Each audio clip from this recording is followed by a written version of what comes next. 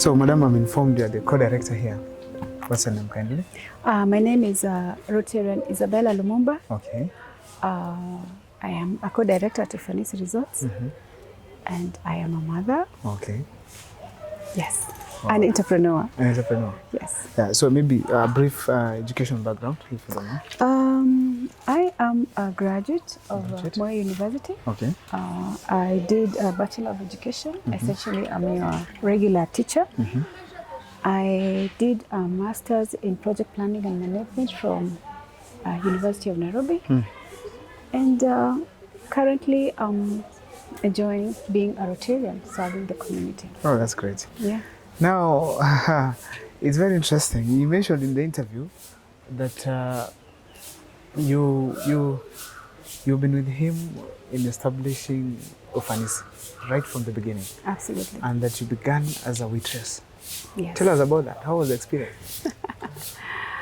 Service, once again. I love serving people.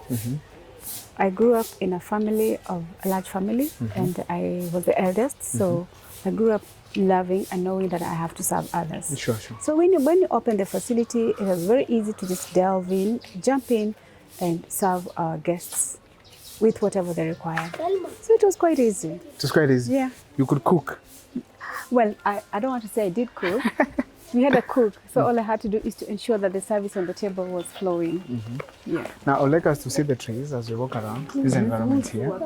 Now, so you started working here since 2009? Yes. All right. And how has it been as a mother and at the same time serving here?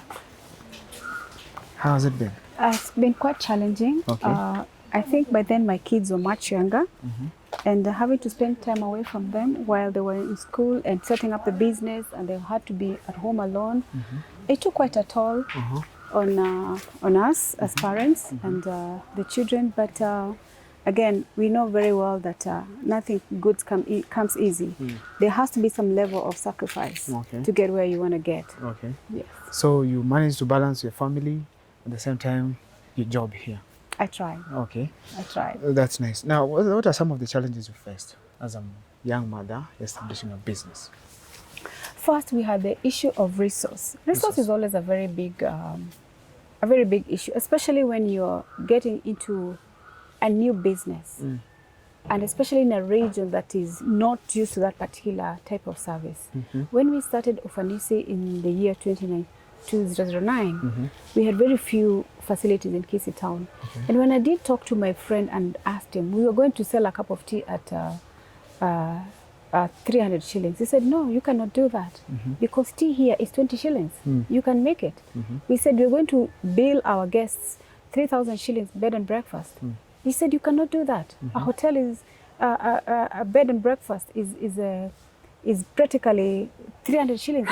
You cannot At that do time? that. Yes, at that time.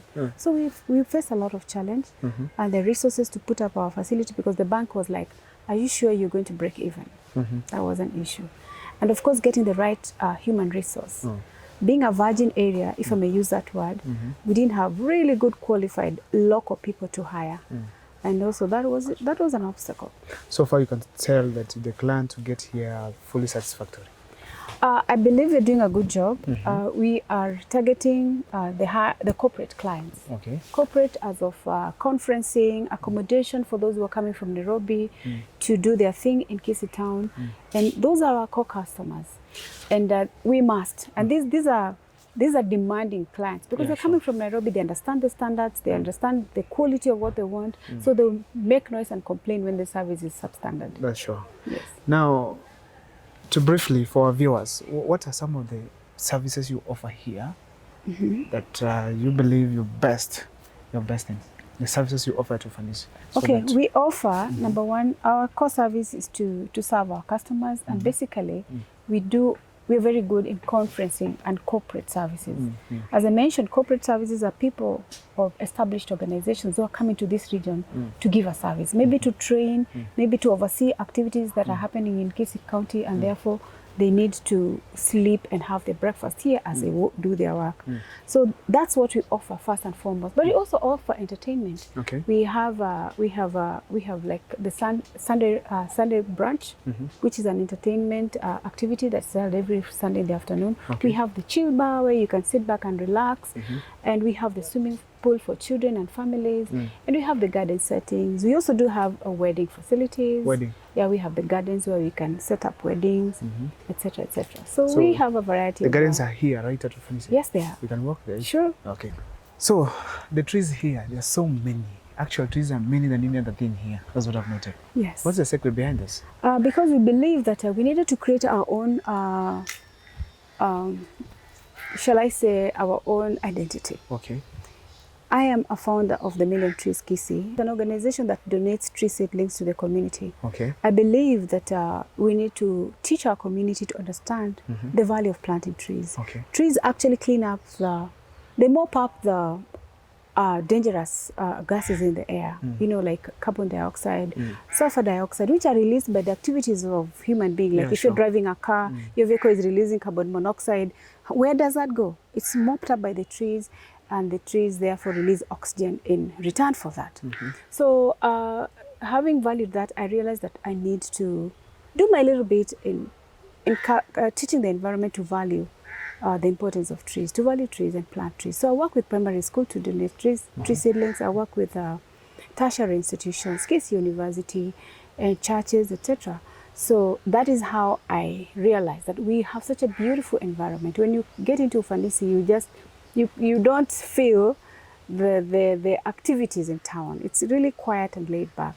And so we kept on planting the trees with years, and now they are all grown. And sometimes we have cut some of them when they become too dense. Okay. Yeah. Now, there are specific names, right? Yeah. They are specific, like you didn't just plant any other tree. You have specific types of trees here. Okay, the whole idea was always to plant the eucalyptus tree. This is the eucalyptus, because it's not very friendly, especially in the water areas. But we plant them here because we don't have any vegetation. Yeah, sure. So eucalyptus, are there any dangers of having these trees around that you've encountered? Well, if they're too tall, then I think like this one, we may need to cut it down. They could easily fall down. So we try to work with the forestry department to advise us every now and then when we need to bring down a tree. Okay. Yeah. Oh, that's great. They are beautiful sounds from the birds. Yeah, it's very calming and very welcoming and very relaxing. That's nice. So, as a young girl outside there, planning to settle down, establish a business of this kind, what can you share with them? All I can say is whatever you want to do, go for it. When I was growing up, I didn't believe I could have the responsibility of taking care of over 100 staff who require to have their breakfast, their lunch, their dinner when they're at work, depending on what shift they are at. I never thought I could have that responsibility. But here I am. And it's always a learning process. And I want to encourage each and everyone to go for it. Go for your dream. Just keep pushing and never give up. I'm very sure my viewers are going to comment on this. You don't look like you got married on 209. What's the secret behind that? Not 209, much earlier before that. I think it's the running around. It's the running around, it's the pressure of running the business. Yeah. You have to be alert, you have to be keen, and again, you have to just know that you need to keep fit and healthy for the responsibilities that, look up to you. Yeah. Now, when you are beginning Ufanisi, it was a very small facility. Yes, we started small, but we have been expanding because like where we are standing right now, we bought it from our neighbors. Okay. So we have been expanding slowly over the years.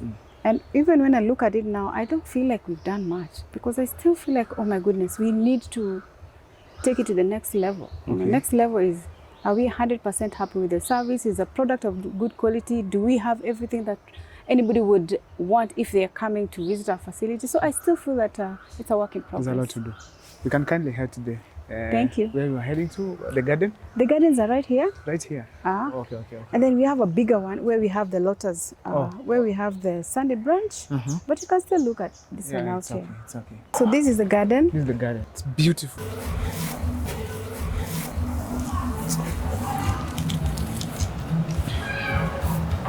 Now, there have been hotels around being established. How have you managed to cap the competition? Because Ufanisi still tops. That's it. Yeah, of course. Thank you. You cannot cap the competition. You can only work around it, and you can only take your lessons from them and move on.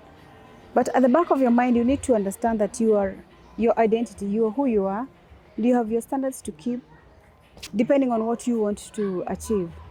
We do not want to necessarily compete with the neighbor. We need to compete with the standards. Sure.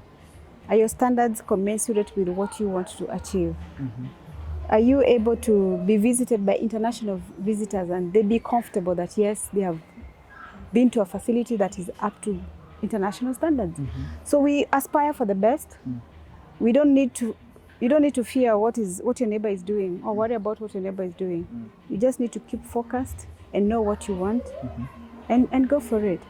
Now, as far as the trees and your organization is concerned, what can you tell the community about the trees, and what would you like them to know about your organization? And if someone can join, what can they do? All I can say is that plant trees wherever you are. Plant trees at your home. You see the difference. Some of my friends have come to me and they told me, we love this place. And I told them, just plant trees. Go for the indigenous trees, go for a variety of trees, and you'll have such a beautiful environment that invites birds. And it's so cool, it's so lovely. Sometimes when you want to escape, you escape to the natural, shall I say, natural items. Like you escape to the beach where you have the water bodies. You escape to a forest, a quiet place where you can connect with the birds, the flora and fauna, and just like, run away from the hustle and bustle of life, the traffic, the noise, the activities. So planting trees is therapeutic for me. And it can be for everyone else because it's been there over the years. We cut down these trees, remember? They were here before, but we cut them down so we can build our homes and run our activities, put up the industries, etc.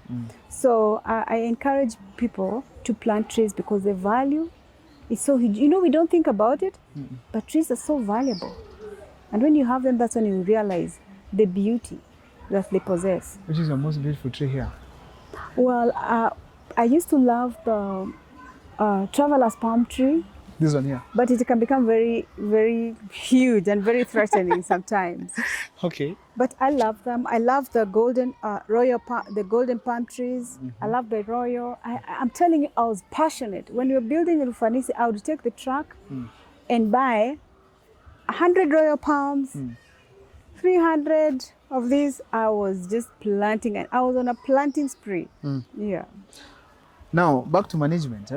What is this quality that you believe a person at your capacity should have to deliver?